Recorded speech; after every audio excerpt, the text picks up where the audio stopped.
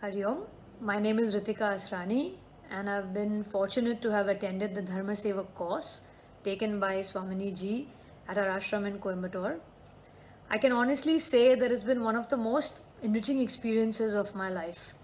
Right from the teachings to the atmosphere and the nature surrounding the ashram, everything just put us in a spiritual zone, so to speak. It was the first time that I was studying Upanishads in detail, and that really deepened my interest in Vedanta. It expanded my understanding, and honestly, it helped me to start taking a class. And it wasn't just all about the knowledge, there was the bhakti aspect to it too, which I wasn't sure I was going to like, but I landed up loving, because we learned why we do certain things in our culture. For example, what are the steps that are followed during a puja, for example? What is the symbolism of that? So, all of this made the course really interesting for us. There was also the fun element, which were the treks and the walks that we took at the foothills of the Nilgiris, and the whole experience was really stunning. I did the course 15 years back, in 2006, in fact, and I remember all of the details just like it was yesterday. It clearly left a lasting impact on me. So, honestly, if this is something that you're inclined towards, then it's highly recommended. Please go ahead and do it. Hari Om. Om. Om. Om. Om Sahana Vavatu Sahanao Bhunaktu Sahaviryam Karvavahai Tejasvinavadhitamastu ma vidvishavahai. Om Shanti Shanti Shanti. Gurur Brahma, Gurur Vishnu, Gurur Devo Maheshwaraha, Gurur Sakshat Parabrahma, Tasmai Shri Guruve Namaha. Samast Jan Kalyani, Niratam Karunamayam, Namami Chinmayam Devam, Sadgurum Brahma Vidvaram. Thank you, Alkaji. I now extend a very warm welcome to Swamini Vimlanandaji, who has so graciously taken out time to address us today. We also offer a very warm welcome to Swami Swatmananji, who has also joined us today. Pranam Swamiji. Swamini Vimlanandaji is a senior principal of Puja Gurudev Swami Chinmayananda. After acquiring an honors degree in architecture, her travels made her reflect on life and move from designing the world of outer space to the seeking of the sacred inner space. The Chinmaya Vision Vedanta course deepened her spiritual knowledge. Her passion for education found fulfillment in concretizing her guru's vision in the Chinmaya Vision program, which now largely reflects in the national education policy recently introduced in India by the central government in July 2020. Her multifarious contribution in the field of education has headed the Chinmaya Mission Education Cell for the last 25 years, has touched the lives of millions. A dynamic leader, a serious seeker, a spiritual practitioner, a prodigious learner, a visionary educator, a nature lover, a prolific writer, and a popular speaker. She travels around the world guiding seekers of all age groups. Her simple style of talking has captivated the intellectual and the faithful alike. Her sense of aesthetics and depth of knowledge reflects in all her activities, including her writing. Swaminiji has authored books of a variety of subjects: Vedantic commentaries, Indian culture series, answering youth queries, child center activities, and education theories. Her books are very popular, as are her YouTube talks. We're really looking forward to hearing your talk, Swaminiji. At this point, I would like to draw your attention to the PayU link that is being shown on the screen. Those of you who would like to offer Guru Dakshina may please use the link for the same. And now, without any further delay, I request Swamini ji to address the gathering.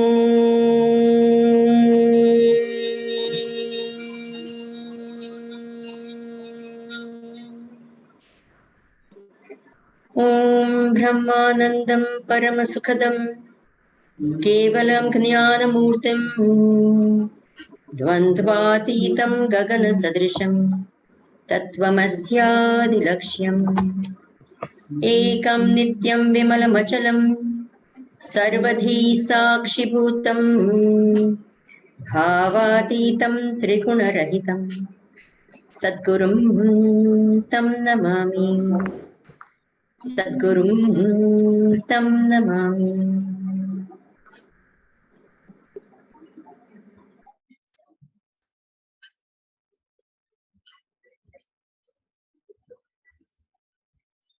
Hari Om and Namaskar to everyone. Just make this into a smaller one so I can see the others.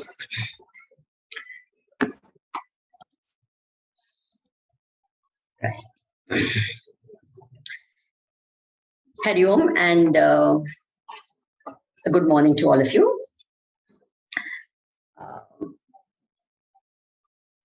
Hari Om Swamiji. Glad to see you. Now I'm going to talk on a subject which all of you are very interested. So am I. Why? Because I'm going to talk about I, the I in you and the I in me. I'm talking about you and I'm talking about me. So I'm also super excited and I'm sure so are you. The topic is I, the center of my life, the biography of the ego. Everyone likes to listen about themselves. Everyone wants to know more and more about what others think of themselves. We go to astrologers and we go to every possible place to know more about what? About ourselves. What's going to happen to me? What is my future? What was my past? What am I going to go through now? So many things we do in our life on a daily basis just to know what? More about ourselves. We like to listen to people talking about ourselves. We like to ourselves talk of ourselves. We could spend hours together talking about ourselves. And we like people who talk about us also. When we come to know someone was talking about us, even when we are not there, we feel mighty good. Wow. So I'm being talked about, not just in my own presence, but even when I'm not there. Wow, that is so great. So we are going to talk about this I, which everyone loves so much. Now, many times people say that Swamiji, I am not the center of my life. My life is family oriented. My family is everything to me. Whole life is only with the family. From morning to evening, from all the time I'm thinking about the family. They matter to me. I'm completely involved in my family, etc. We hear people say that. We have a lot of people saying my child is everything to me, especially a newborn child. Don't you think is the center of the entire family and every member of the family? Their whole attention is what? On that child. Isn't it true? I wish all of you will nod your head or something like that. So I'm seeing all of you. So I know that you're all listening and you're not involved with something happening in the background. Maybe, the cooker whistle is going off or something like that. So I'd really like to know that you're all listening. So if I have a smile or some nod or something like that, it really will make me feel very nice. So Some people, especially when a newborn child is there, they feel no, the entire family, the entire on the baby. The baby is the center of our life. Is it true or not? Not only that. Newly married couple. What happens? The entire attention full is what? On the spouse. The man or the woman, the whole mind is totally preoccupied with my husband or my wife. Before marriage, a little bit, and after marriage, a little bit. Is it true or not? Then some people say, who are very committed to the nation or something like that, oh, nation is everything. We had Lokmanya Tilak. When he came to know his wife had died, there was a telegram. He was in jail at that time, and a telegram was sent to him that your wife has died. And he replied to all the other, telegrams and letters. And only when the time of that telegram came, he answered it. Someone was dictating. And then that person wondered, he says, were you not unhappy to get the news of the death of your wife? Saying, yes, I loved her dearly, but right now my country's sorrow is my sorrow. And personal sorrow, I don't have time for. When I get time, I shall go through that pain. Right now, my country's sorrow is my sorrow. So for him, what was the center of his life? Was it his family? No, it was the country and the freedom of India. So that became the center of his life. I recently met, I had gone to someone's place, and they had twins, 4-year-old twins. And they were so totally with their mother, they would not leave the mother for a second. If she leaves that room, they go with her. Except for a few moments when the husband probably takes care of them, or the sister-in-law, the mother-in-law, except for a couple of minutes, those two children are 24/7 with the mother. They sleep with her. She says, one on this arm, one on that arm. My arms are tired when I wake up. Why? Because one is on this arm, one is on this arm. So these two children, what is the center of their life? The mother. So now the question comes, when we say I is the center of the life, and here we find that no, the children are the mother of the center of the life, the parents are the center of the life, the country is the center of the life. So many other things seem to be the center of our lives. So how does this work? Now remember this. Whenever we say my husband, my child, my country, my whatever, there cannot be a my without a I. Is it true or not? Only with respect to I is there something called a my. Were it not for I, there would not be a my. So therefore, when we say my child is the center of my life, how can there be a my child as the center of my life without a I being the center of my life? So actually speaking, for all of us, what is the center of our life? I and I alone. It is nothing but I which is the center of my life. Now, you say, okay, fine, for someone who has not got a my, for example, a drug addict, an alcoholic, a person and nowadays we have the most common addiction is not drug addiction, is not alcoholic addiction. In fact, a lot of us are also, part of it is what? Net addiction, right? All of us, net addicts.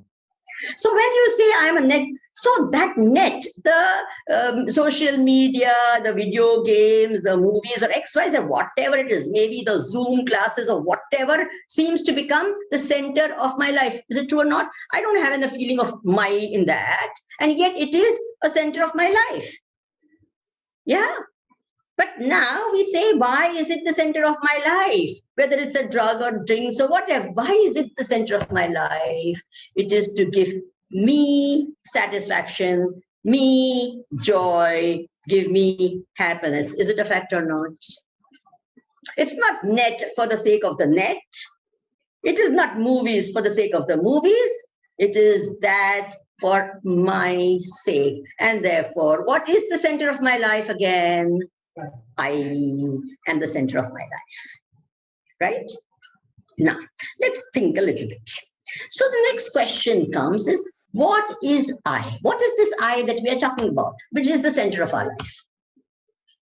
And a very important thing, I don't know whether you have a notepad and a pen. If you have anything that I say, if you note it, it always helps. So, what is this? What is this I that we are talking about? Remember, I is a notion. What is it? It's a notion.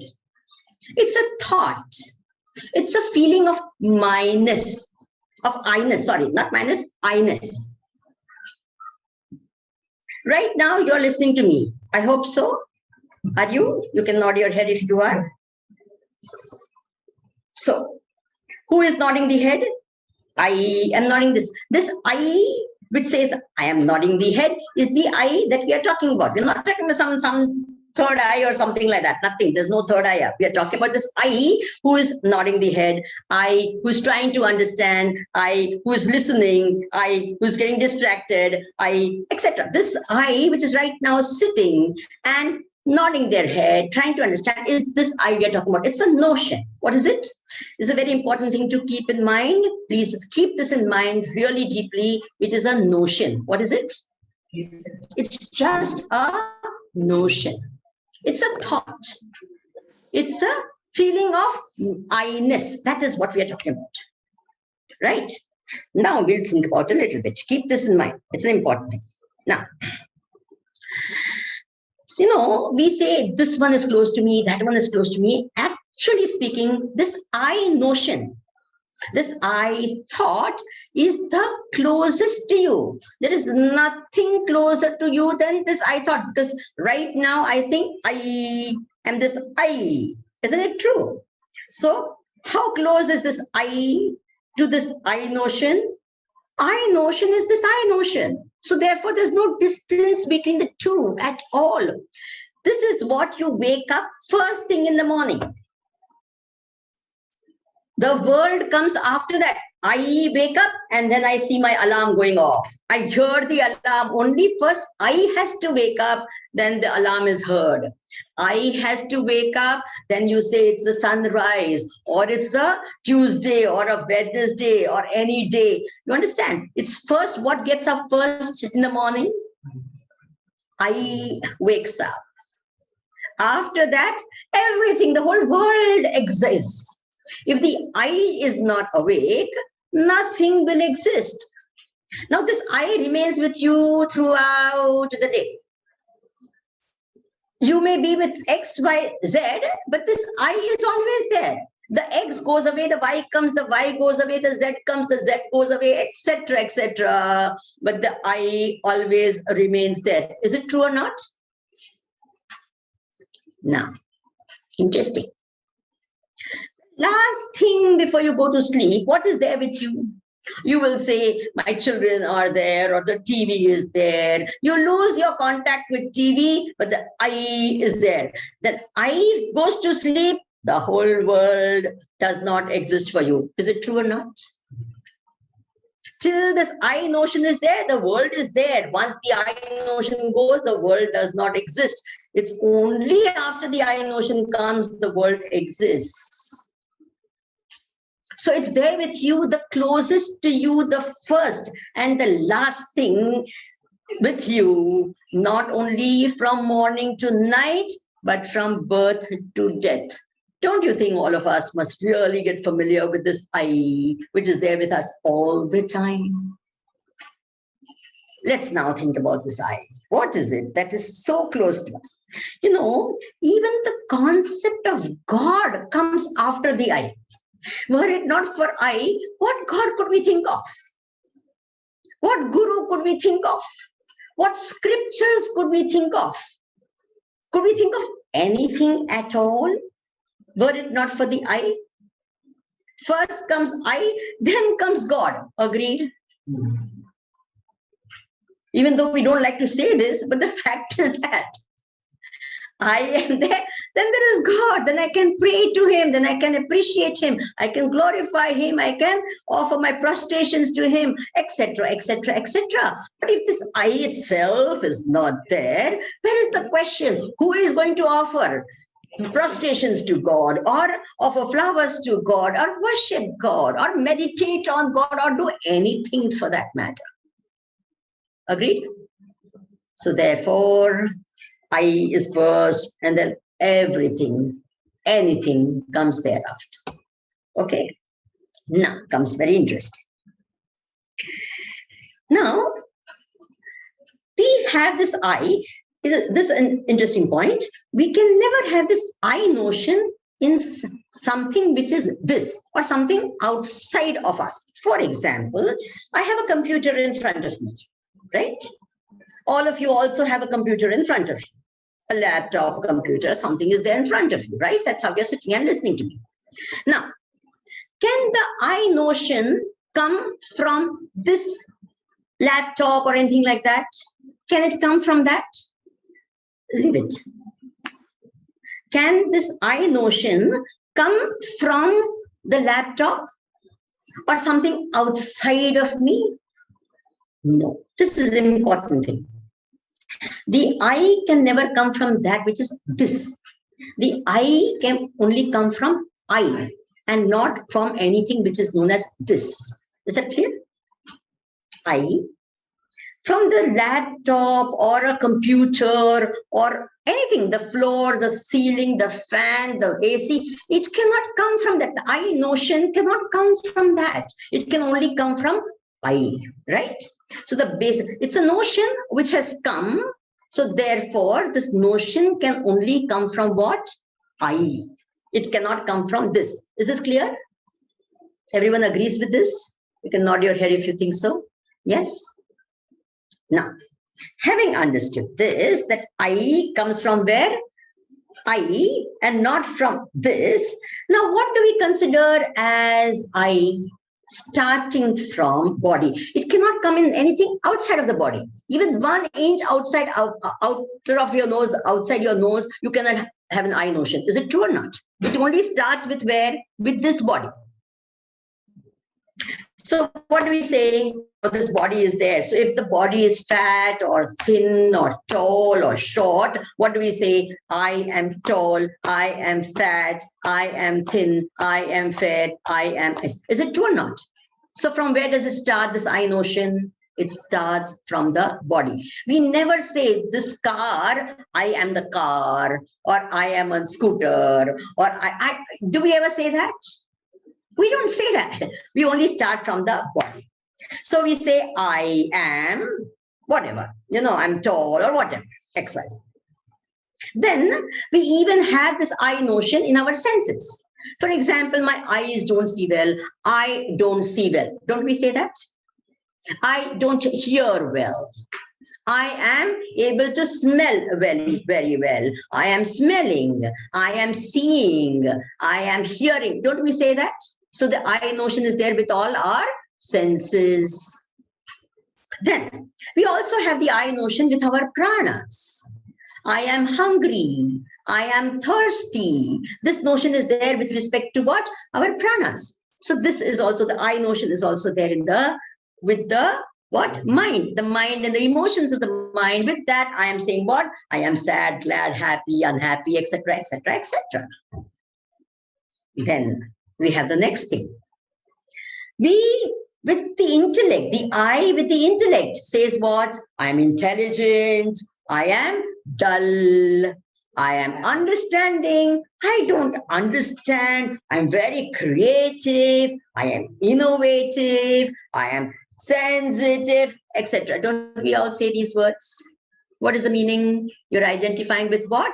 The intellect. Now the question comes, we say, I am alive, etc.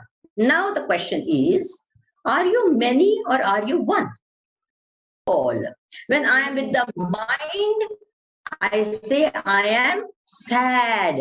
When I am with the intellect, I say I understand. When I am with the pranas, I say I am hungry when I am with my. So you understand, this is the same I am. Now the I am does not change. This is important to note. The I am is a thought. It's an I am thought. I am. With what it identifies, it becomes that.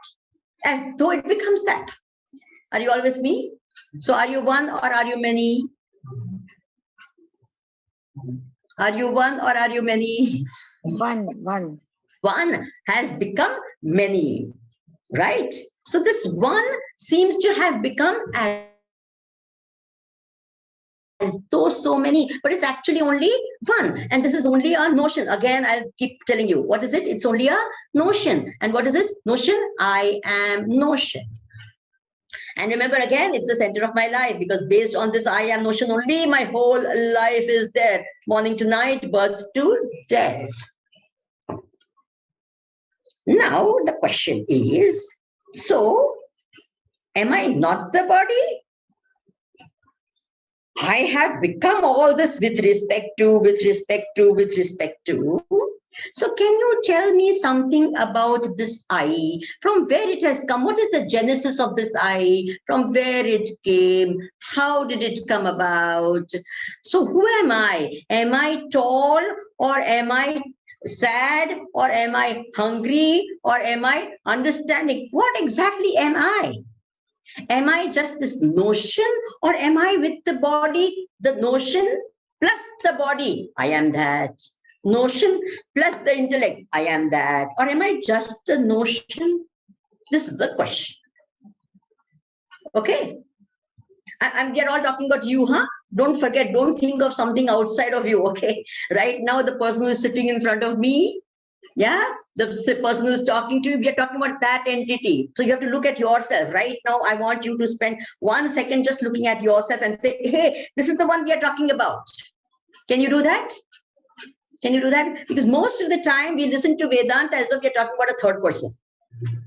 And therefore it never goes home at all. You understand? We always think, oh, kisi ki baat ho rahi hai, and I understood. Oh, I understood. No, we didn't understand. Sorry, we didn't understand. We are talking about who? Please, 1 second, spend that 1 second right now, right away, of knowing what? Whom are we talking about? Can you all point out whom you are talking about? Right here, this one entity who is sitting there, I'm talking about that entity. We are all talking about that entity. Now, when you are pointing, what are you pointing out to? You're pointing out to your body, right? So what are we saying? There is a I notion in this body, right? So we are talking about this I notion within the body. Okay. Now you are looking at me. So what are we talking about? You are seeing me, na? I am seeing Vimalananda. So what are we talking about? We are talking about the I notion, which is behind the eyes, which is seeing Vimalananda. You are hearing me. We are talking about the I notion, which is behind the ears, which is listening to Vimalananda. Your mind is definitely there if you are listening. If you're not listening, of course, your mind is not there. But if you are listening, I hope you are listening. If you can nod your head, I will know you are listening. Yes, you are listening. At least some of you are listening. So the fact that you are listening means what?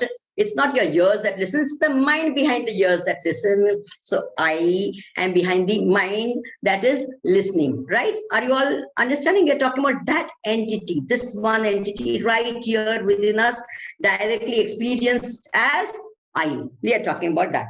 Now, let us think about what is this ego of this I. Now, I really am a little scared of using the word ego, even though we've called the title of what? Biography of an ego.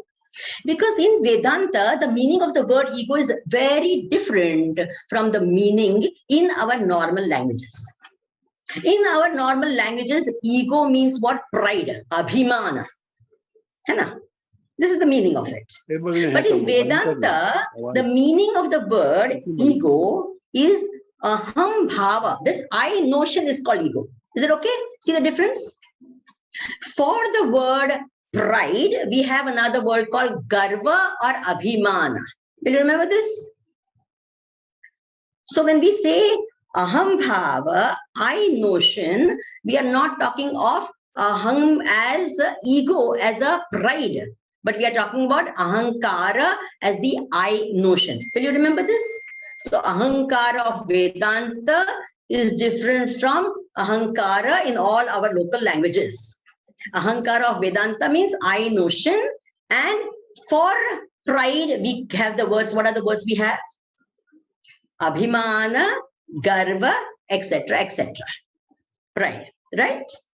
Now, let us understand what that is also.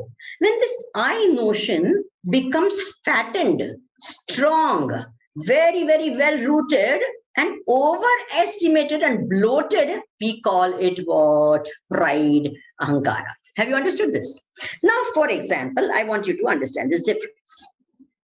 If I say, I am a Swamini, right? What does this mean? That there is the body of a Swamini, and I am saying, I'm identifying with it, and I'm saying what? I am a Swamini, right?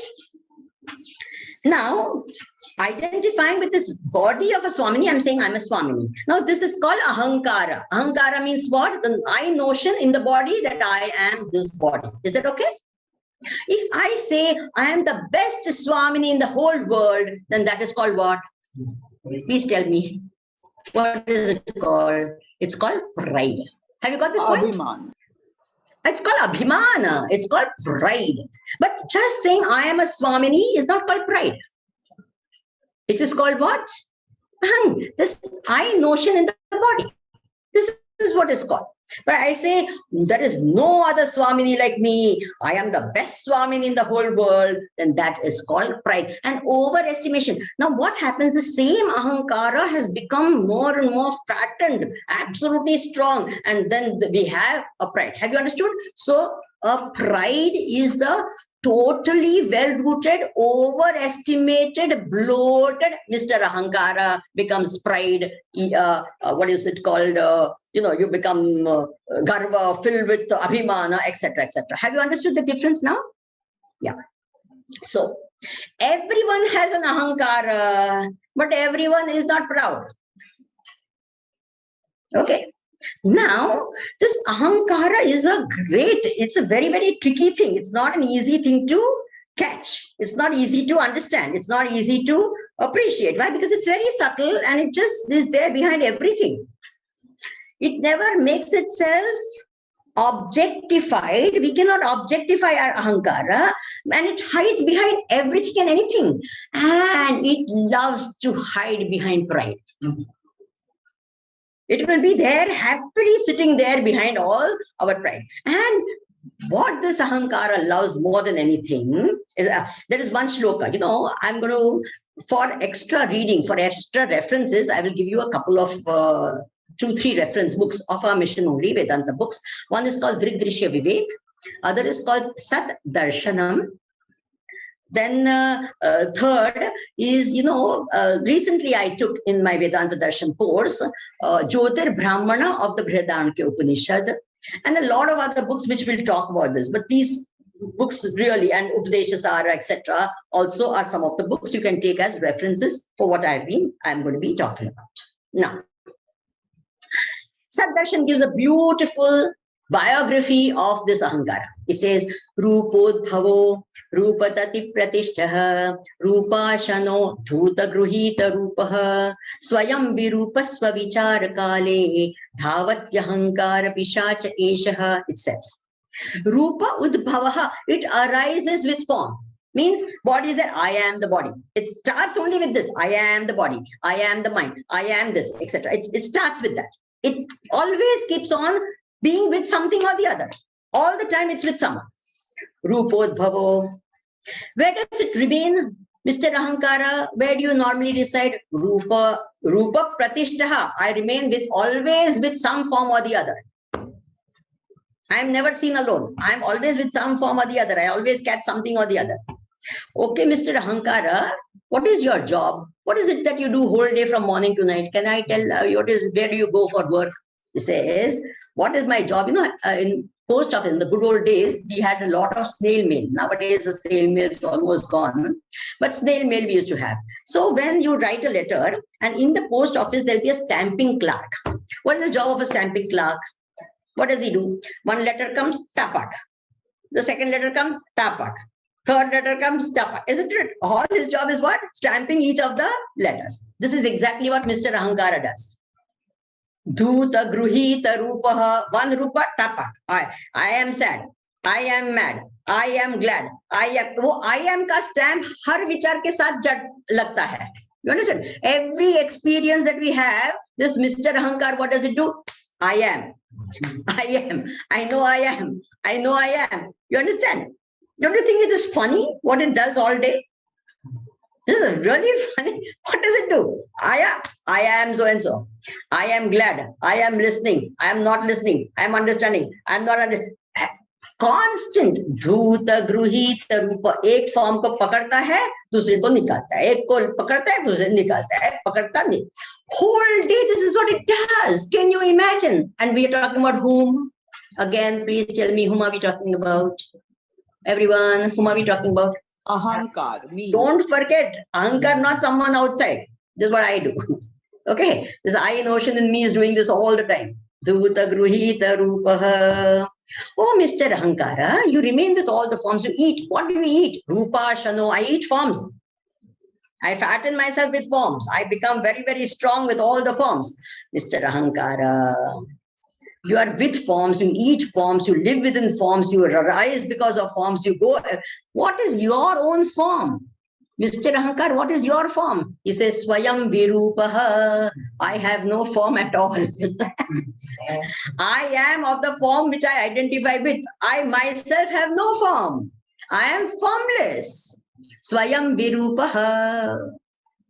So Vichara Kale, at the time of thinking on who is this Ahankara, Dhavati. Now let the Ahankara remain for a little time more, then we will see how it runs away or how we can make it run away. Okay? You all wanted to run away, you want to keep it, I will leave it to you completely. Okay, now we are going to do something interesting. See, the Ahankara, we already told, that it remains with forms. It loves drama. Remember this one thing. Ahankara, so the first note, this Ahankara is so subtle, so very silent, so, it just slips in everywhere. So what it does is, what we have to do is we should avoid trying to fatten it. But I'm telling you, where does it love and how does it fatten itself? How does it love to remain? It loves drama. Remember one thing. What? What does it love? Drama. Jitna zyada drama, utna zyada ahankar andar rehta hai. I am so miserable. No one listens to me. I am always a victim. I am so wonderful. So any type of drama that is there in life, any type of emotions are there in the life, no? Remember, uske piche kyaun hota hai? Bolo. And I'm telling you, what I'll tell you will shock you, but the fact is, person who is unhappy is very selfish. I'm going to say something which will shock you. What? Whenever you are unhappy, you are very selfish because what are you thinking about? Please tell me. Yes. I am so unhappy. I am so lonely. I am miserable. Is it true or not? When you are happy, you think of others. You become more expansive. But when you are unhappy, your entire mind is focused on what? Is it a fact or not? Self-pity, being a victim, being lonely, being miserable, being in pain, being anything makes you what? When you're thinking about, so whenever you're even comparing yourself with others, when even a person who is boastful is thinking what? I. So all the time. And remember, this Ahankara is not there. It gets boosted and boosted, not just by pride, but inferiority complex is as much a type of expression of Ahankara as superiority complex. Don't think bloated Ahankara means, superiority complex. No, inferiority complex person also keeps thinking about themselves a lot. Will you remember that? Because we have this funny idea that, when a person is boasting, that person thinks too much of himself. But the person who is feeling inferior is also thinking too much of themselves all the time. Do you remember this? Because we have very, very funny notions about what this is. Another thing. When a person is self-conscious, have you heard this? When the person is self-conscious, we say no self-conscious. What is he self-conscious of? Is he conscious of the Atma self? No. What is he conscious of? His body, his mind, is this. So what is that? That also keeps this ahankara very well covered. All these type of notions now are strengthening this ahankara, making this ahankara what? Well rooted, keeping it very, very safe. And gross, no, that Bhaja Govindam we have all studied, most of you, they say Ma Kuru Dhana Jana Yauvana Garvam. Don't get pride in money and beauty and connections and all that. Don't get this. But these are actually the very grosser forms of ahankara, of pride. They're very gross, and it's actually quite easy to take them out. They're quite easy to remove. Why they are quite easy? If a person richer than us comes in front of us, automatically the pride in money will go away. Is it true or not? It doesn't take much. If someone more beautiful than us comes in front of us, all our beauty, pride will go away. So these are actually not that difficult. The problematic ones, or the more khatra wale, the one more, we have to be more aware of, are, what type of prides? What type of this? Of knowledge, of devotion, of being good. This holier than thou attitude is a whole expression of what? We have opinions of everything, and all that are really things we have to be very careful about. Because this ahankara, this Mr. Ahankara is fattening itself with these type of things. I am very religious, I am very devoted, I have a lot of faith, I fast every Monday. From the past 25 years, I have been fasting. I am very regular in my sadhana. Are you hearing the ego talking? Can you hear the ego talking? I never speak lies. That's the biggest lie. I will always do what is right. I believe only in the truth. I am a person of principle. I will stick to it, whatever happens. Are you hearing it? Are you hearing the ego? So all the time, this I notion remains so well secure in all these. Now see, it's very easy, if someone is proud of money and all that, it's easy to get out of. It's not that big a thing. But these other ones, which are subtler ones now, they are, especially if you're a spiritual seeker, then they are ones that you and I have to be very, very careful about. And as I said, this drama doing, this making of all sorts of what? We do so many dramas with ourselves, we put ourselves in situations, we put ourselves into, situations where I can become a victim, or I can become say that, look, see what happened to me. I did not expect this. So we do all sorts of, you catch yourself. Whatever I'm talking from only experience of this eye that is over here, okay? I am not pointing out your eyes, I'm pointing out this eye. We love this type of dramas. We love this emotional packaging and all that, and making ourselves like that. And then through all of that hides this little Mr. Ego, all the time saying, okay, I am safe. You keep talking whatever you want. You keep inquiring into everything. And it loves to do inquiry about everything other than itself. One question that Mr. Ego hates is what, who are you? Who am I? This is the question that Mr. Ego hates. It likes every other question. You ask about the world, you ask about God, also is very happy. You ask about anything else, it's very happy. Even Vedanta discussion, anything about Guru, about everything, it doesn't mind. He says, why? Because who is going to do the inquiry? I am going to do the inquiry. I will be doing the inquiry, so I will be safe. You keep talking. Whatever you want to talk, you talk. I am safe. No one can destroy me because I'm going to do the inquiry. I'm going to be doing the japa. I will do the sadhana. I will do everything. So who is doing it? I is safe or not? I is very safe. A happy, safe thing. So he says, okay, you keep doing whatever you want. And many times, see, remember, when have I done my sadhanas right? If this ego is becoming lesser and lesser, then the purpose of the sadhana is served. If the ego is becoming stronger and stronger, it is going against the very purpose of the sadhana.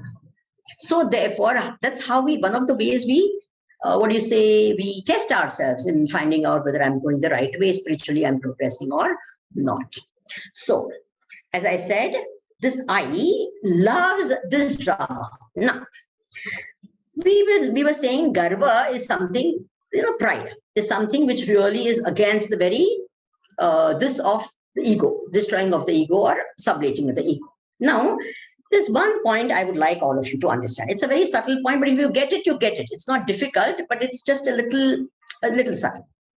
Now,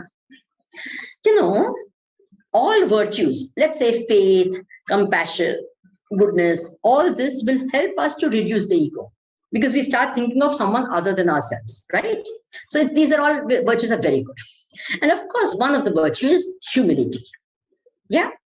Now, I want you all to focus on the meaning of the word humility, the word for humility in Sanskrit. It is called amana.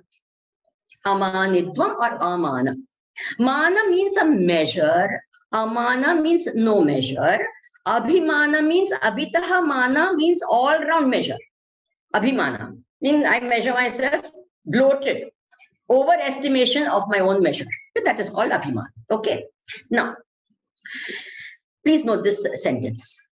Cultivated humility is no humility. It's a form of pride. Cultivated humility is a form of pride. Let me explain this to you. Amana only means lack of mana. It is not a positive emotion. Is that okay? When all mana goes away, what remains is called amana. That is why in all our Sanskrit words, they will have abhaya. Abhaya means what? Fearlessness. Means what? When all fear goes away, what remains is called abhaya. Okay. When all himsa goes away, what remains is called what? Ahimsa. Have you got this meaning? Yeah. You cannot cultivate ahimsa. It cannot become a positive emotion because if it becomes a positive emotion, it is not that. Ahimsa is lack of himsa. Amana is lack of mana. Abhaya is lack of bhaya. Is that okay? So, cultivated humility is no humility. Behind this cultivated humility hides pride. Is that okay?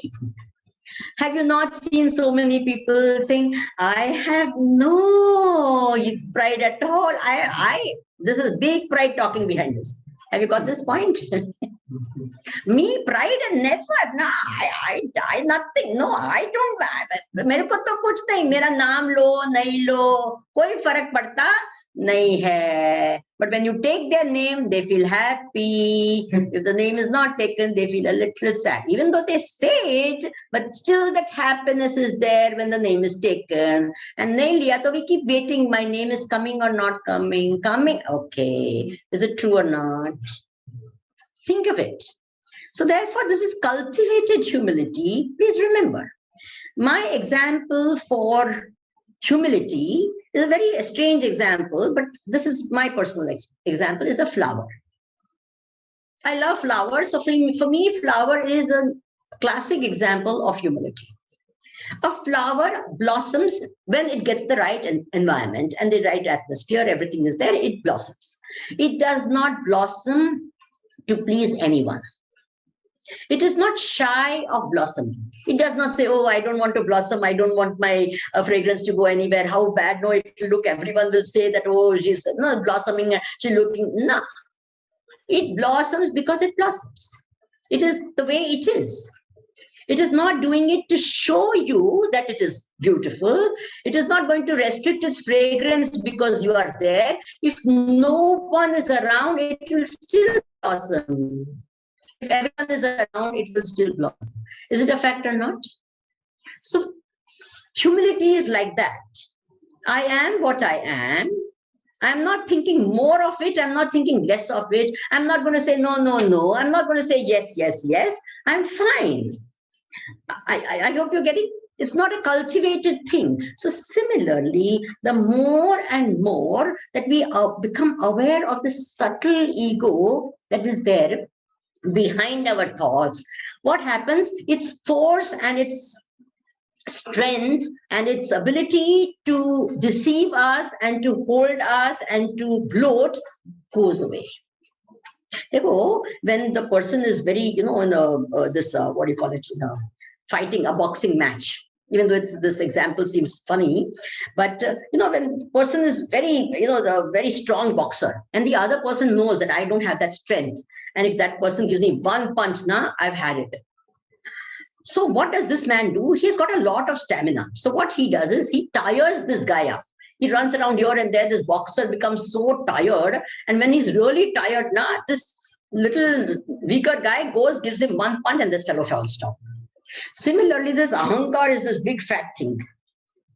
वो जल्दी जल्दी जाता नहीं, उसको tyre करना पड़ता है.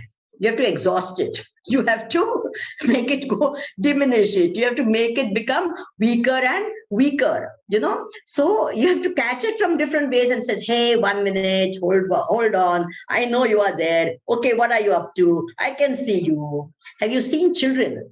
When they are doing a lot of mischief, just keep staring at them. No expression on your face and stare at them. Try it out. It works. I have done that. Try it out.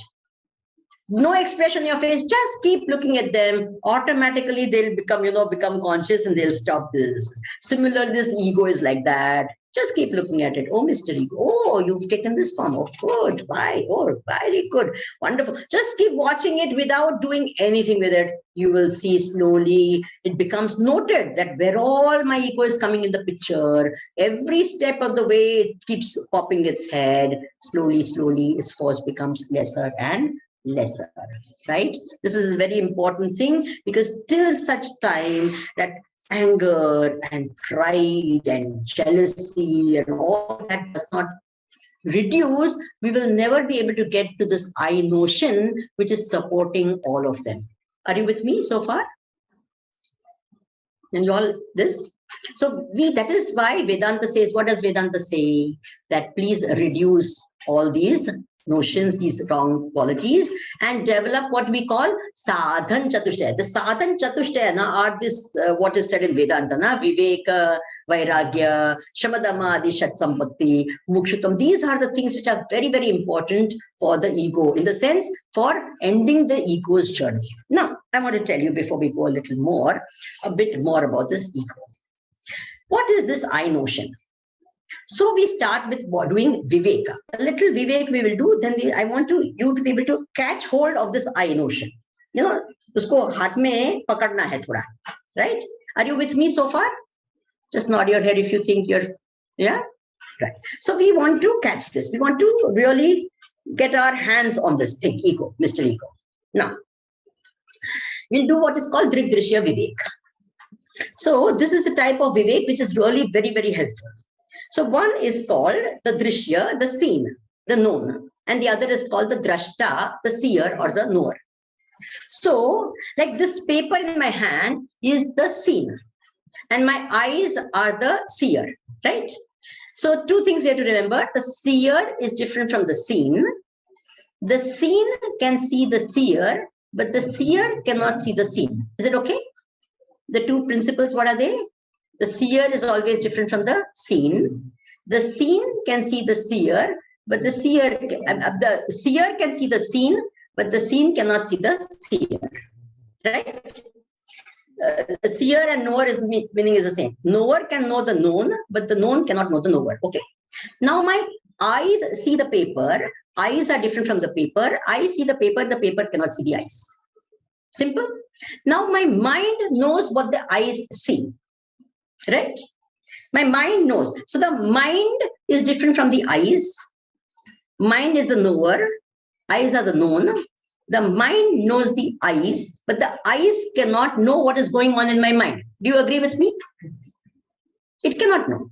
The mind knows what the eyes see, but the eyes cannot know what the mind thinks. Okay?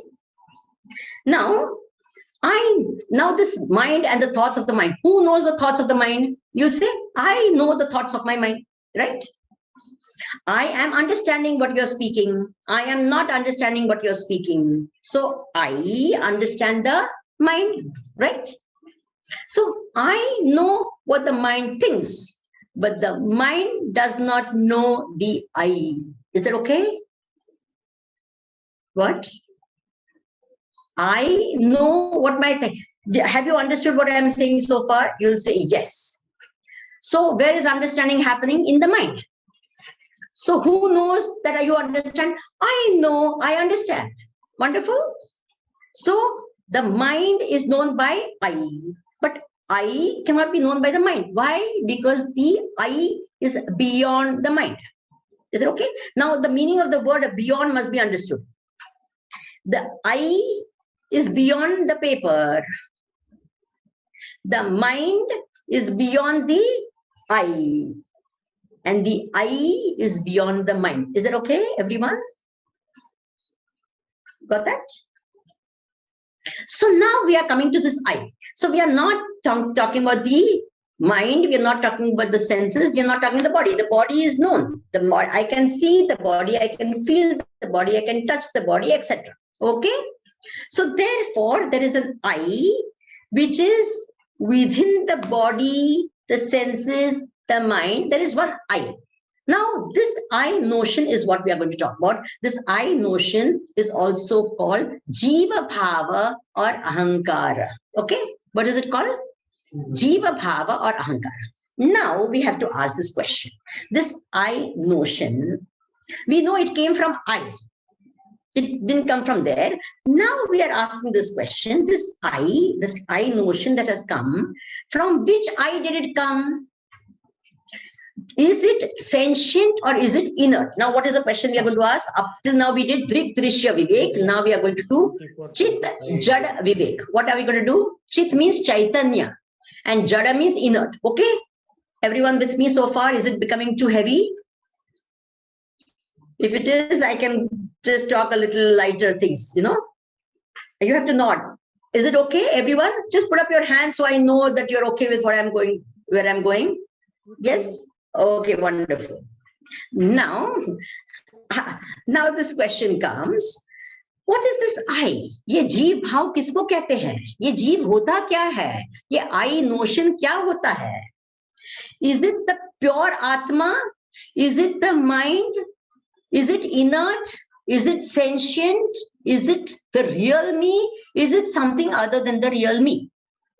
And how do I know what it is? How do I understand? Because I cannot objectify it. See, sharir ko hum objectify kar sakte hain. I can objectify, I am seeing the body, I'm hearing this. I can objectify. Even the eyes can be objectified. The mind and the thoughts also can be objectified. But how can I objectify the I thought? Who will know the I thought? I. Who is this I? The I thought. I thought will know the I thought. How am I going to objectify that? I cannot bring my I thought in front of me and say, oh, this is my I thought. So how am I going to objectify this? Now we are going to know first, what is this I thought? So Vedanta explains beautifully in this, what they say, that this notion, in the mind, there are 4 types of thoughts. The mind has, you can call it Antakarana, it has 4 types of thoughts. It is called Mana, Buddhi, Chitta and Ahankara. You have heard these words before, right? And I purposely used these fingers. Mana, Buddhi, Chitta, Ahankara. I've kept this thumb as Ahankara for a very special reason. Why? Because in the mind there will be emotions, let us say. In the intellect there will be what? Thoughts of understanding, creative, etc., etc. And in the Chitta are memories. You know, Chitta means memories. So what do we say? I am sad means the Ahankara will identify with the sadness of the mind and say, I am sad, I understand, I remember. Will you remember this now? What? This is mana. So this one will say what? I am sad. Sadness is here, but it is saying what? I am sad. Then with the intellect, it goes and it says what? I understand. With the memory, it says, oh, I met you 5 years back. You understand? So I is there with the memory. I is there with the intellect. I is there with the what? Mind. So this I notion goes with everything. Now, so I notion is also a thought like all these other thoughts, right? However, this has a special ability. What is the special ability of this I notion? This I notion has the capacity and the ability, this whole thing has the capacity to reflect the Atma Chaitanya. I'm saying something which is very important. What happens? The whole thing has the ability to reflect the consciousness Chaitanya Atma. This reflection of consciousness in this I notion, this reflection is called Chidabhasa. Remember the word, what? Chidabhasa. Chid ka abhasa. Chaitanya ka pratibimba. Chaitanya ka abhasa. Chidabhasa. Is that okay? So this Atma, which is the pure consciousness, reflects in this, and this thing is called Jiva Bhava. Will you remember? This is called this reflection of consciousness. Consciousness, let's say, somewhere over here, and this reflection of consciousness, which I'm going to put as this hand here, identifies with this I notion, and this thing, this reflected consciousness plus this I notion, we call Jiva Bhava. Jivatma. What do we call it? Atma is this, but then this Atma is beyond everything. It is only the Sakshi of everything. This Atma reflects in this. Okay, and this entity we call Jivatma. What do we call it? What do we call it? Jivatma. This is Atma and this is Jivatma. Is that okay? This is Atma and this is Jivatma. This Jivatma identifies with this and says, I'm sad, I'm bad, I'm glad, I see, I hear, I talk, I am tall, I'm short, I'm fat. Is it okay? It is this Jivatma that goes through the 3 states of waking, deep sleep, and what? Dream state. So I am awake. I hope all of you are awake. Yes, I am asleep. Then you will not be saying, I am listening. I am understanding. Who is speaking all this? This Jivatma identified with the different things is saying all of this. Have you understood? This Jivatma by itself. So is it conscious? It is not. It is conscious because it has got the reflection of consciousness. That is why it doesn't only say I am, it says I know I am. Is it true or not? All of you know you are there or not? Yes, I am, and I know I am. Have you understood what's the nature of the Jivatma? I am, I know I am, and I know I am this, I am that, I am that, I am that. Is it okay? So this notion that I am comes from the Sat aspect of the Atma. The notion that I am and I know that I am comes from the consciousness aspect of the Atma, because this reflection of consciousness is there, and therefore, and then it says what? I am this, I am that, I am this, I am that, etc., etc. And it is the one that goes from morning to night through all our experience, from birth to death, waking, dream, and deep sleep. Who becomes the waker? I become the waker. I become the dreamer. I become the deep sleeper. Is it okay? Not only does it go through all the 3 states of this consciousness in this world, in this life, but this is the entity that takes this entire subtle body and goes from life to life, birth to birth, jayate, mriyate, tatha. It is the one that goes from body to body. Punarapi jananam, punarapi maranam, punarapi janani jathare shayanam. You understand? That's the one. This Mr. I, this Mr. Ego, this Jivatma is the one that goes from body to body, body to body. So, Mr. Jivatma, when did you start this whole journey? From when did you actually get? So, in this particular body, all of you may be how many years old? Let us say 40, 50, 60, 70, whatever. But as a Jivatma, how old are you, my dear? Please tell me. How old are you? In this body, yeah. You may be 30, 40, 50, 60, 70. I don't know how old you are. But as a Jivatma, Mr. Jivatma, how old are you? From Anadikal, this Jivatma has been taking birth after birth. And this Jivatma is such a funny guy. He or she doesn't mind taking any form. A woman, a man, a cockroach. You and I could have become cockroaches and machhar. And this only in this, and we could have become, don't worry, we've got good ones also. Devatas also we would have become. Don't worry. It's not just cockroaches and machhars that we become. We become all these different beings in life after life after life. You understand? So how old is this Jivatma? So that is why the Mandukya Upanishad say, Anadi Maya Suptaha Yada Jiva Prabhutyate. This Jiva Anadi, it has been sleeping, or it has been in this Maya or this Chakkar from Anadi Kal, thinking I am this limited entity, takes birth after birth after birth after birth. Now, just to give a little bit, this is some topic that you can go for ever and ever, because I'm talking a lot of Vedanta also over here, but I will tell you one or a couple of things. Now, first of all, Vivek Chudamani says a very, very beautiful verse. I want all of you to remember this. It says, Deho hamityeva jadasya buddhi. Dehe cha jive vidushastvahandi. Viveka vijnanavato mahatmaha. Brahmaha mityeva mati sadatmani. Let me explain what it says. An ordinary person. And when we say it's not that Jadasya Buddhi means some person who is dull-minded. No. We're talking about ordinary. And normal, ordinary human being in this world. What does he think he is? I am the body. Is it true or not? If you ask them, what is your name? They will give the name of the body and they'll say, this is me. So an ordinary human being thinks of himself only as the body. Right? The second stage, Viveka Vijnan, a little bit more. Vidushaha, one person who's listening to Vedanta, done a little satsang, Dehe cha jive vidushastvahandi. Means what? They think of themselves not just the body, but an entity. I don't like to use the word soul because I'm really against the word soul, because soul has funny meanings which we don't know. So what we will say, the Jivatma, which is there in the body. The person who is a little more aware starts saying what? I am not just the body, I am the Jivatma living in the body.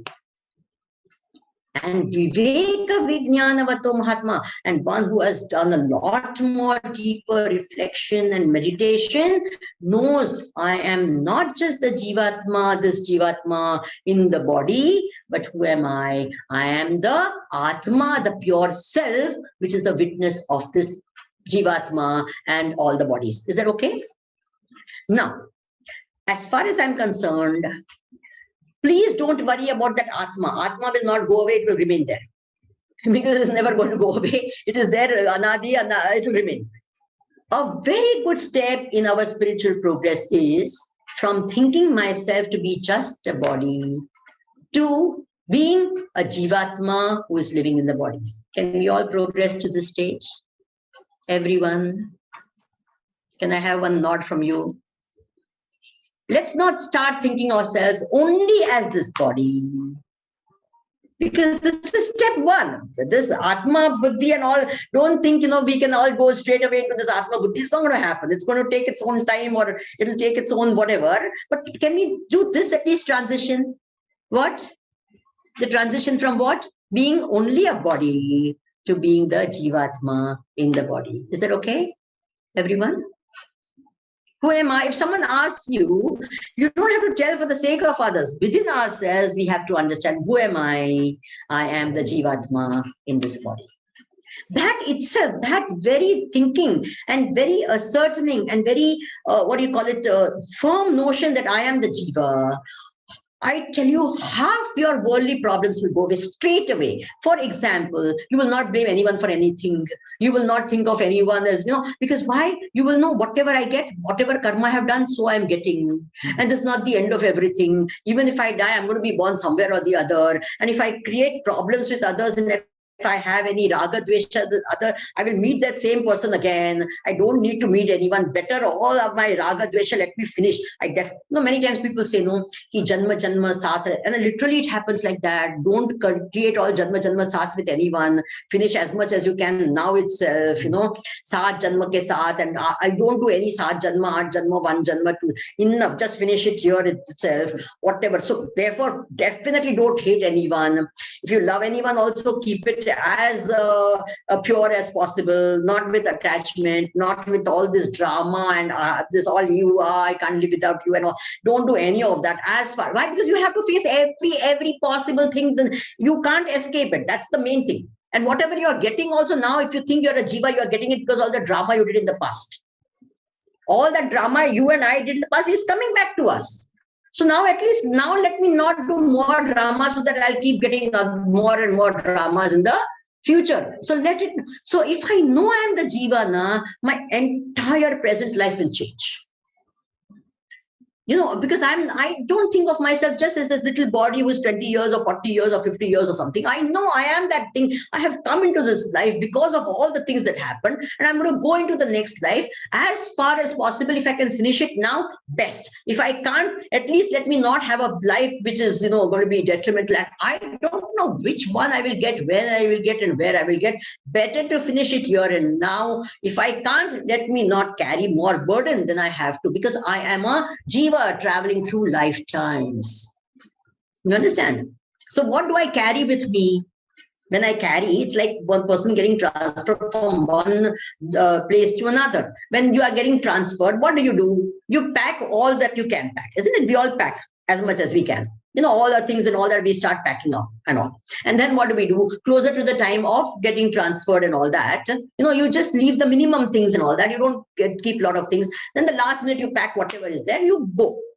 And in the good old days, we never had packers and all. We did all our packing. So we packed everything, put into one big truck or something. And sometimes the man of the house will go with that truck and all, carrying half the things. You can see on the road sometimes, some furniture hanging out from those trucks and all that. In the good old days, we used to see all these type of things. And then that person will go. And interestingly, during that time when they are traveling, they're packing and they're unpacking and they're going to this, they become very generous because they realize they collected so much, they don't know what to do with it. So they start giving it to their neighbors, to their friends. Tum ye le lo, ye flower does, aapke ghar mein sukh hoga, ye usko ye karo. You start giving as much as possible and only thing. And even though you take whatever you can, then you realize when you go to the next house, this house had 5 bedrooms, that house only has 3 bedrooms. And then you realize, my God, there's so many things I really don't need anyway. Why did I carry? Anyway, you come to that house and then you slowly start unpacking little by little, and after some time, maybe 2-3 months or 2 years or something like that, everything is all well spread out, and you've bought also so many things, you bought so many again things and all, and then what happens after 5 years again, you get transfer orders, and then again you start doing what? Yeah, you start packing and all. This is exactly what we do life after life, right? When the child is born, he's unpacking. Can you see he's unpacking his earring, all his sukshma sharira is being unpacked. The Jiva has started unpacking all the sukshma sharira, everything starts. And after some time, he starts walking and talking, everything is unpacked. Then we say, shut up, don't talk. But then he's unpacking. Till he's unpacking, blah, blah, blah, he starts. Then all of you, by your age, even me, you have started packing already. Is it true or not? Have you all not started packing? अरे दिखता नहीं आजकल रे, बराबर दिखता नहीं, packing start हो गया. You understand? So this Jiva has started what? Packing so many things. Sometimes nowadays, after packing, we start unpacking also. आंख में कैटरैक्ट हुआ, नहीं दिखता है, then we put one more thing and all. बहुत अच्छा दिखता है. वापस unpack कर दिया थोड़ा. And knee replacement करके वापस unpack कर दिया. Now I walk very well. Everything. So unpacking, packing. But then finally, you know all what happens. What happens? Pat, and the Jiva takes the entire Sukshma Sharir with it, and it is so efficient in doing, because it's done it so many times, it never leaves one thing back. Has any part of your Sukshma Sharir remained in the Sthula Sharir after you die? Never. Everything back. The Sthula Sharir remains right here. Sukshma Sharir, it goes off. Vayu Gandha Rivashaya. It just goes off without anything, silently just moves off without any problem. Is it true or not? And then what does it do? Next life again, Ruhitaitani Sanyati, Vayurgandhani, Shrotram, Chakshusparshanam, Rasanam, Granam, Eva, Adhisthayam, Anaschayam, Vishayanupasevate, Utkramantam, Sitam Vap. Is it true or not? It does that life after life. We don't get tired also. Isn't it? And every form of jiva we have taken, I'm telling you now, what all different form. We have this jiva has no problem. Whichever form in which it can satisfy its karmas, it goes and stays. Okay, if it's a cockroach, then it's a cockroach. If it is a lion, it's a lion. It doesn't matter. It takes any form. Sometimes in the human birth, those leftover sanskars of lion also are seen many times. Don't you see some people roaring away? That's thoda leftover baki reh gaya uska. And even from the place that we have come, some leftover sanskars will be there. Supposing we've gone on vacation. When you come back, how do you look? You look all happy. We had gone to this. So happy you look, right? Why? Because you came from some happy, nice place. So similarly, if you've been to Swarga, then in this lifetime, you'll look all very happy. And some people have come directly from Naraka. You can see it also. All the time. Then you know, okay, abhi last janam kahan tha? वो नरक में था, वो ना वहां से आया तो अभी ऐसा ही कर रहा है. You understand? So all of us have these kind. So remember, this is all the journey of the, whose journey is it? It is the jiva, this I notion, this ego which has gone from life after life after life. How do I end this? How do I end this? It is possible in the human birth to end this jiva's journey.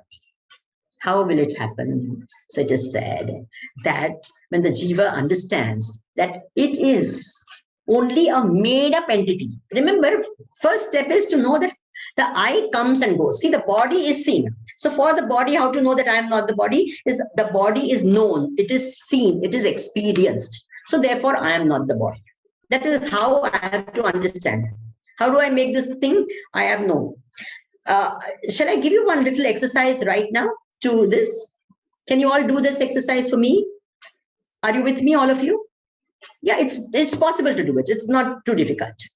For the sake of concentration, close your eyes, and all of you try to experience. You are always told, try to experience you are not the body. Na? I am trying to tell you, try to experience you are the body. Very different thing. Everyone keeps telling you are not the body, you're not the body. I am saying try to experience you are the body. What do you mean by you are the body? That the I and the body notion should be same. If you say I am experiencing the body, that means you're different from the body. Experience it is different from the experience, right? So you don't have to try to not experience the body, but be the body. Yeah. So try it.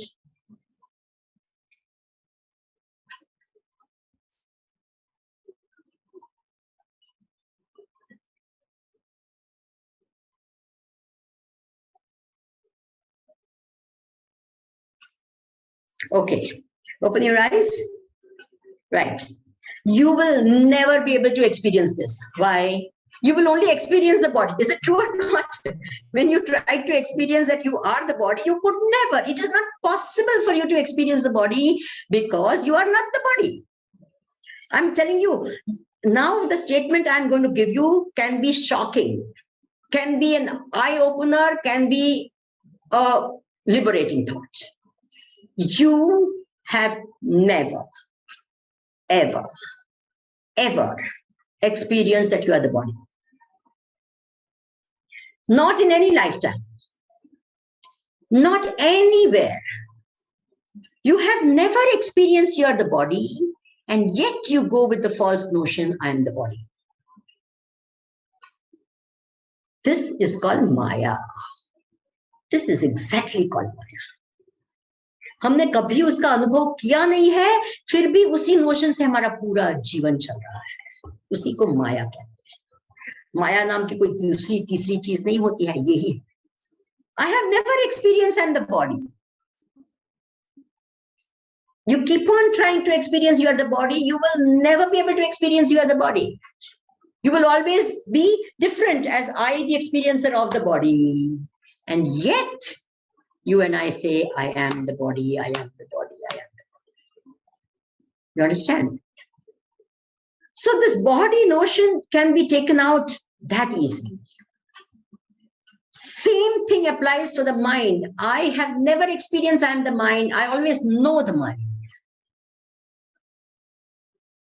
The difficult thing is the ego, this I notion. So how do you know that you are not the I notion? The I notion comes and goes, comes and goes. The one who knows that is the Atma. This is how we have to know it. अहम भाव आता है और जाता है, आता है जाता है। हर विचार के साथ में अहम भाव आता है। तो इसलिए उपदेश सार में भगवान रमण महर्षि से अहमयम कुतो भवति चिन्वत ऐपतत्यहम निज विचारणम। ये अहम भाव कहाँ से उठता है, उसको देखो।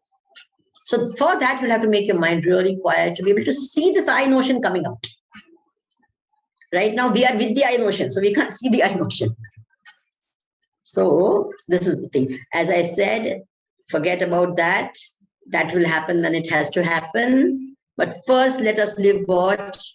Not as I am the body, but as I am the jiva in the body. Is it okay?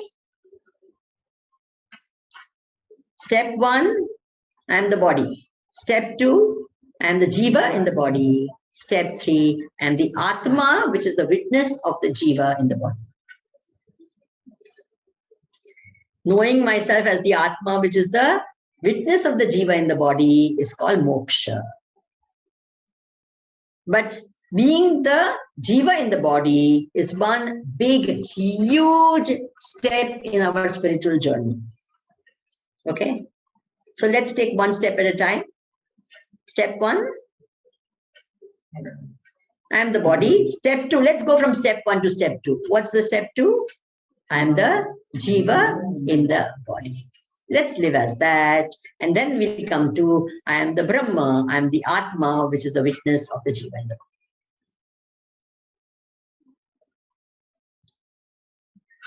Now, I throw the session open for any questions if you have.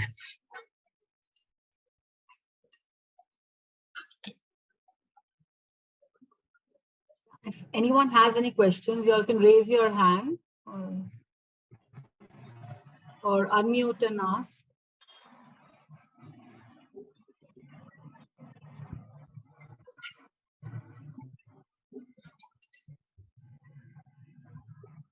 I am so happy that you don't have a question because everyone's so busy thinking.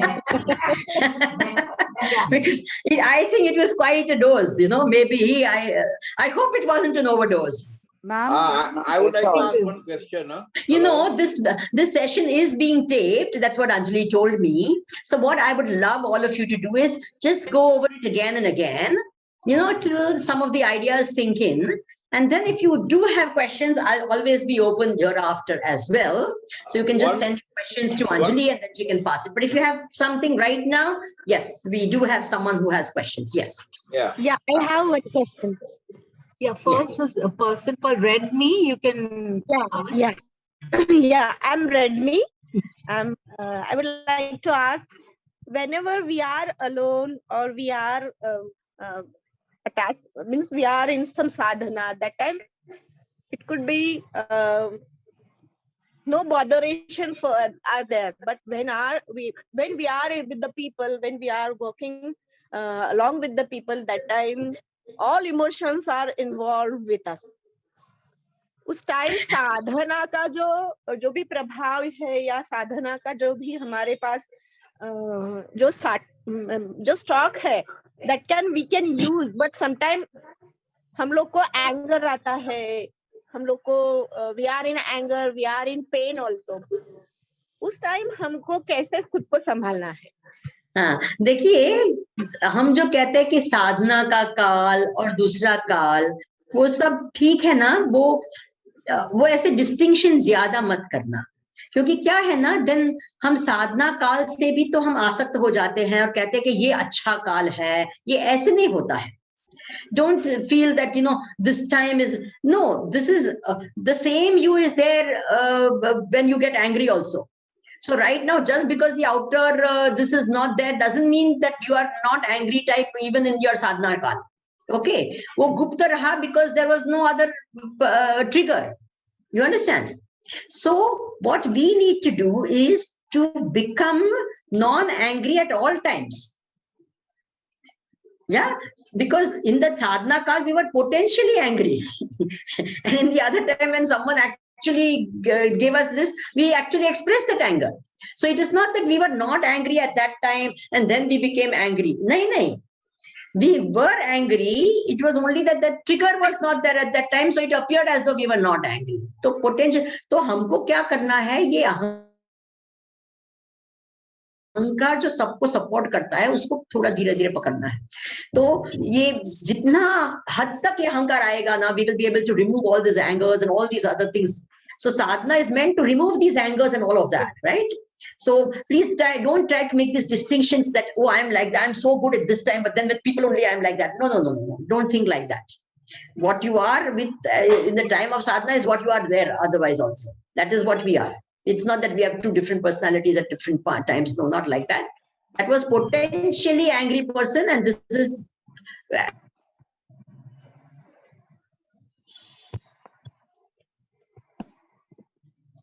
that's all. Nothing else different. Yeah. So, yes. Any other question? Yeah, Sheila Chitnis ji. Yes. Hari Om Swamini. Hari Om Sheila ji. Hari Om. How are you? Hari Om. I'm so happy. Yes, to see you. Swamini, one question. You mentioned that Chidabhas is the reflection of consciousness in Ahankar. I had Chidabhas is what? A reflection of consciousness in Ahankar. I had somehow thought Chidabhas was reflection of consciousness in intellect. See, intellect, ahankar, we can't separate these two, because as I said, ahankar अपने आप से नहीं रहता है, हमेशा कोई ना कोई form के साथ में रहता है. Okay. So it's the same thing, whether you say. It doesn't remain. You cannot have an ahankar separate from the thought. It cannot other than, it always remains with this. Yes. Thank you.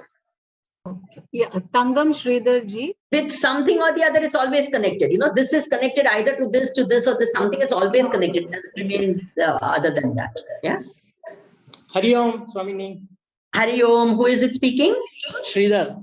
Oh, Sridhar. Okay, fine. Hari Om. Hari Om. Hari Om. Same thing. Chidabhasha is the reflected consciousness. I don't want myself to say so much. Chidabhasha, talking about Chidabhasha, the reflected consciousness. Now I'm trying to know, so what the actual consciousness, and when you say painter's bliss, when a painter is painting and he achieves his results and he's so happy and he becomes oblivious to his surroundings, and there is a bliss like in deep sleep state, which we realize later, not during the sleep. So when is the continuous bliss? Is it achievable in a human life? Now see, we have again some funny notion of what this Atmananda is. We think Atmananda means a person be all he all the time. Please no. We never saw Gurudev like that, right? We never saw him like that. It doesn't mean that. It means there is an independent, meaning my joy is independent. Atmananda is that total swatantriyam, freedom, independence, right? Right now, our joy is dependent on things. We think it is in a thing, in a circumstance, in a position, in a relationship, in a this. So when everything 1, 2, 3, 4, 5, 6 are conducive, then I'll be happy. If 5 things are not conducive, I'm not happy. Whereas the realized person knows that the Atma is independent. So I am that independent bliss, which is not dependent on any of this. So that is the meaning of this. So it's not that he's smiling all the time or he's got a. Now, when we normally talk of this, now we always talk of happiness in terms of a thought of happiness. See, thought by its very nature can never remain permanently in the mind. It's a second to second change. It goes and it comes, it goes and comes. So when we say Atmananda, permanent Ananda cannot be a state of the mind. No person is. When you are in Nirvikalpa Samadhi, then for that much time you can be in Ananda. In the deep sleep, you are in that time you can be in Ananda. The minute the mind wakes up, the thoughts will come and the thoughts will go. There is nothing called permanent thought of happiness coming into the mind. Even in the so-called Jnani's mind also, the thought of there might be a thought of sadness also, it comes and goes. The thought of anger also may come and go. All of that is possible.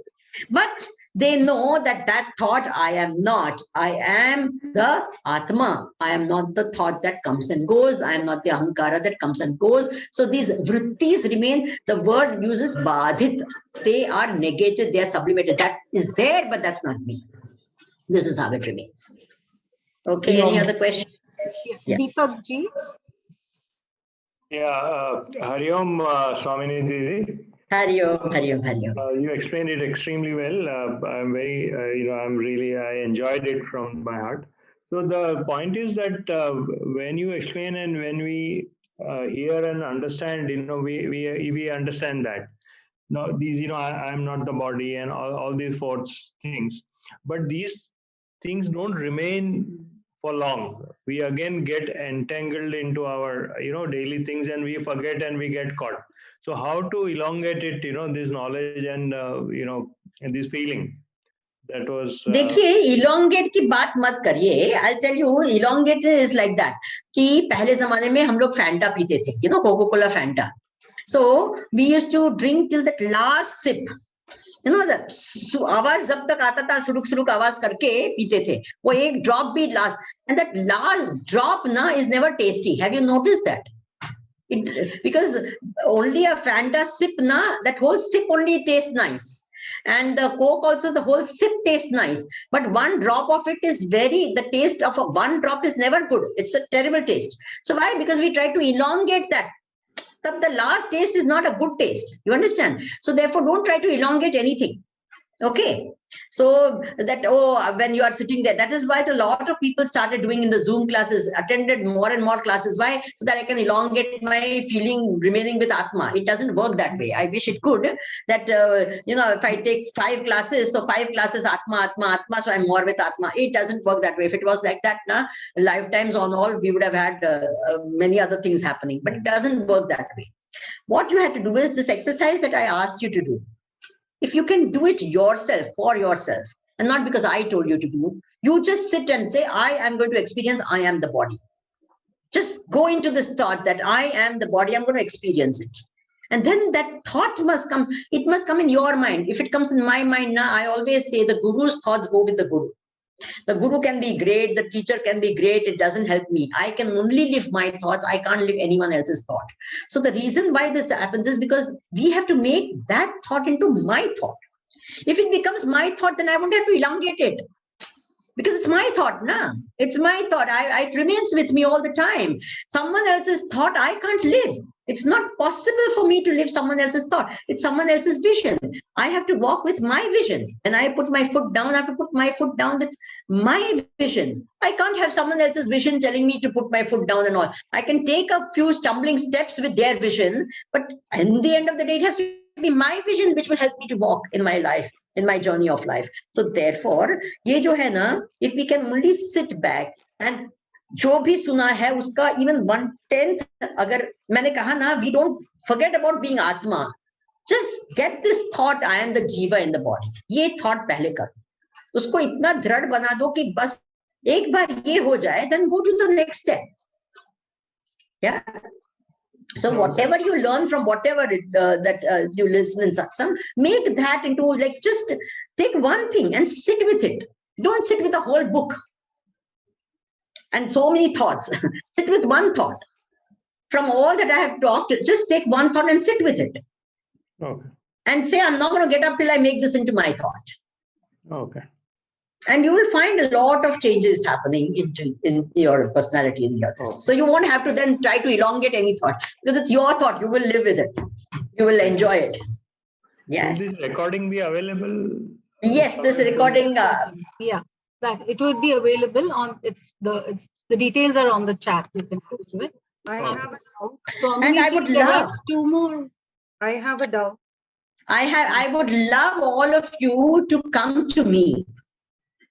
And you know, as Ritika also said, you can come to my with this Dharma Seva course, which is from the 22nd of July to the 1st of September. And believe me, it is an experience. Everyone who's done it has really enjoyed, and y'all can really do this. So it would be actually an excellent thing to do if you can, you know. So details will be available with all of you, and then you will have, because my way of talking is always to make you think. Because I know that it's not going to help, you know, if I just keep telling you and giving you answers, because that really doesn't do much good. So if you think, then it will be your knowledge. And if it's your knowledge, then you become independent. You don't need anything else then. So that is the whole purpose of that. So if you can come, it will be wonderful. We'll welcome all of you. Hari Om, Hari Om. Hari Om ji. Hari Om. I would like to ask that the final stage, what you mentioned is, I am the pure self witnessing all. So does that mean that you are with Lord Krishna at that time? Now you can call it Lord Krishna if you want. You can call it Atma. You can call it Paramatma. You can call it Parabrahma. You can call Sakshatkar. You can call Moksha. I don't know what name you want to give. It doesn't matter, because it's the same. Okay. If you say Lord Krishna as an entity, like a person, then no. But as Lord Krishna, as the Satchidananda Brahma, then yes. Hari Om. Hari Om. Hari Om. Yes. Yes. Hari Om, Swami. Hari Om, Sujata. Can I ask a simple, just a short question, Viva? Your question may be short, but I don't know whether the answer is short. Okay, fine. Tell me. No, because I don't know. I was waiting, and Hari Om Swamini, I enjoyed, and like I am digesting. See, and I am into Chinmaya Mission also, and very fortunate to be there. So my question is what I feel. See, again, I want. What we learned is I plus I want is an ego.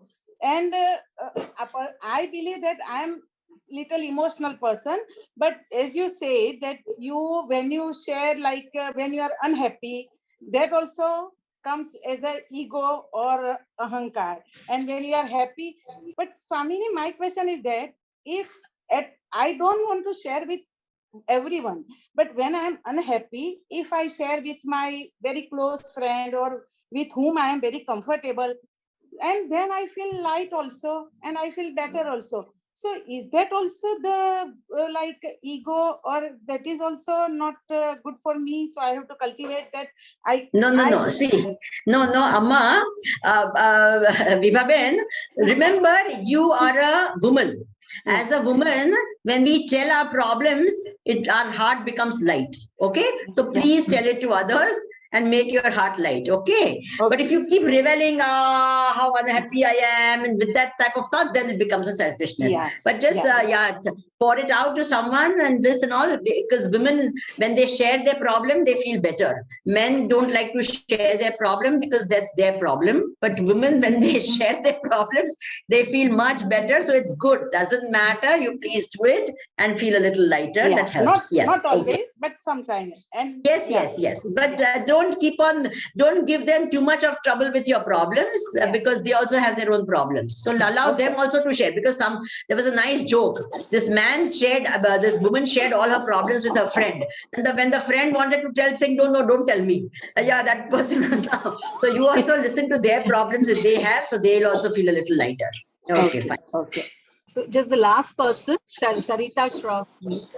Hari Om Swamini ji. Yes, Sarita ji. Yes, tell me. I have been studying Vedanta for the last maybe 5-6 years. It's been God's grace that I joined the group. Earlier, of course, there was no concept besides the body. Me was the body. Now we have come to the understanding that I am a Jivatma, which has been taking births with this body every time again and again to fulfill our vasanas, which we create or whatever the account balance is continuing, right? So some things are also my inbuilt personality. Like some people are more happy, some are more angry. So what happens most of the time after being taught by my teachers so beautifully and also practicing, I can draw myself back and say at this situation, no, I don't have to react because it's not happening to me. Like I am the pure self is a witness. I am only acting through these BMI modes, right? But sometimes I don't know what happens. We forget for a moment in that minutest of the moment and connect with our body, and then all hell loose breaks. So how do we do that to keep focused in that? Yeah, the fact is that we have only saying that I am not the body and I am not the BMI. We have not really realized that. We have heard it and we say it, because if you really have done that, even when the mind goes a bit this, you have negated the mind and all its emotions. So you will not be saying, giving so much reality, even if the mind has become unhappy. So the mind is unhappy. So what is that to do with me? So this is the realization of a Brahmagnani. So even if their mind is upset, they are not upset because their mind is upset. Whereas for us, if the mind is upset, I am upset. If the mind is happy, I am happy. You understand? So we have heard it, we have understood it, but we have not realized it. So, but certain situations, one feels one is totally in control and one can act the way what is. Yes, so that to an extent you have developed a little this from your body and from the mind and this, but the actual realization that you are Satchidananda is yet to happen. Is it my prarabdha that with certain people I just blow? Now see, then you say prarabdha. No, these are all contradictions. This is exactly what I try to say. Yes.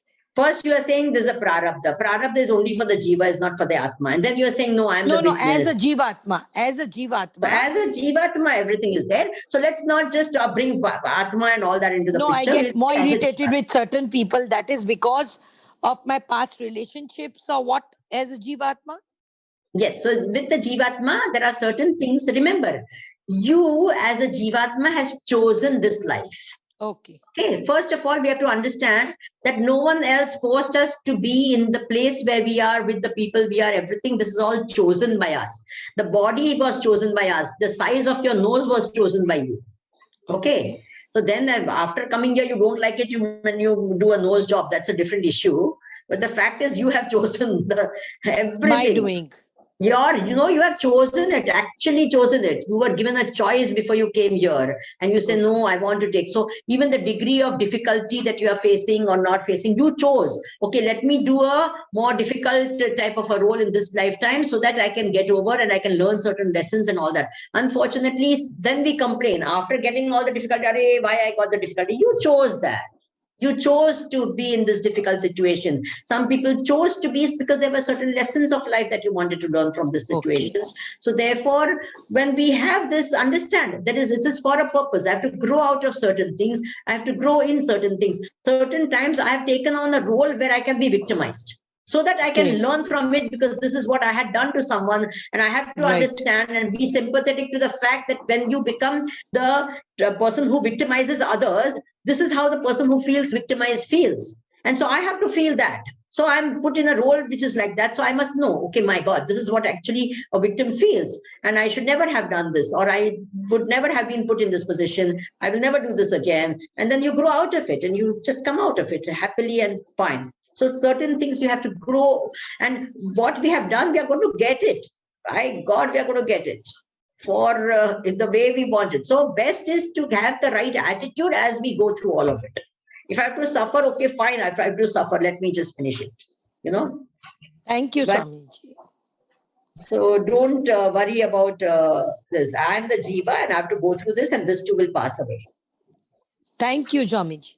Okay, thank you all very much. Yes. I'm very happy, and some of you I know very well over the years. Vinita ji and all of them I know so well, and some of you I'm seeing for the first time, and Premila ji and all of them I've known so many years now. I thank you all for listening, and I hope you all enjoyed and benefited by it. Kaya ji. Hariom. Thank you. There is something that they are going to show, I think, after that. So they are showing something. Please wait on for a few minutes. Thank you so much, Swamini ji, for such a beautifully explained and thought-provoking talk. I'm sure all here are inspired to go back and reflect on the learnings and apply them.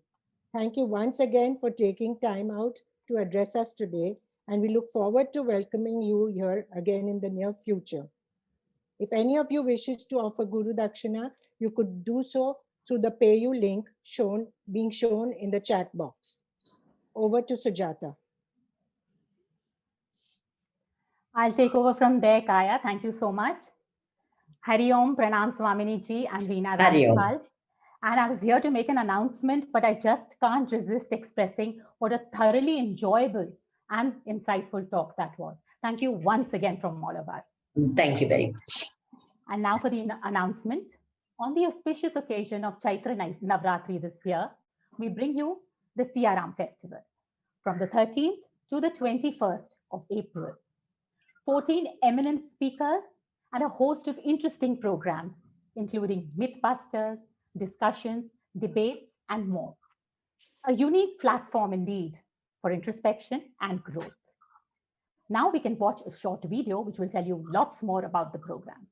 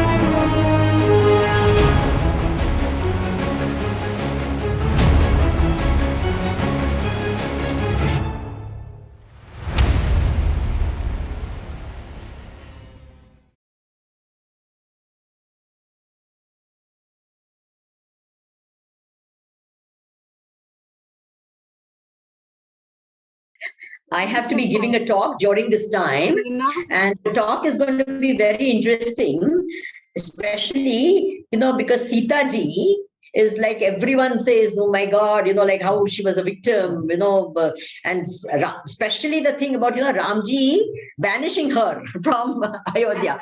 That is something that everyone gets very emotional about. So I'll be discussing all those aspects. Yes, Sita, a victim or a victor. This is. Thank you so much, Swamini ji. Yes, we are really looking forward to the talk on the 15th by Swamini Vimlanand ji, assisted by Professor Gauri Mahurikar. And of course, so please do register for this program through the registration link that is being shown on your chat box. And we look forward to your attendance on all the days and mark down the 15th for Swamini ji's talk. Thank you so much once again for joining us here today. And we look forward to welcoming you all in our future programs. Hari Om, everyone. Hari Om, Swami.